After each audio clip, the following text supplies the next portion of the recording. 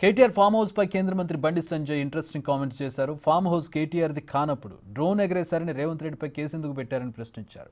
రేవంత్ రెడ్డిపై కేసు పెట్టడానికి మీ farm house అవుతుంది కానీ ఇప్పుడు మాత్రం లీజుకు తీసుకున్నది అవుతుందా అని ఆయన ప్రశ్నించారు. కేటీఆర్ ఫామ్ హౌస్ కానప్పుడు కేసులు ఇలా పెట్టారన్నారు. బీఆర్ఎస్ నేతలు చెప్పేది ఒకటి చేసేది ఒకటి అని విమర్శించారు. నకలు కొట్టడానికి అకలు ఉండాలంటారు, మాట్లాడడానికి ఉండాలి. ఈయన ఫామ్ హౌసే కదా, ఈయన ఫామ్ హౌస్ డ్రోన్ వేయిందని రేవంత్ రెడ్డి మీద కేసు పెట్టి ఈయన ఫామ్ హౌసే కదా. మరి కేసు పెట్టిన రేవంత్ రెడ్డి మీద ఇప్పుడు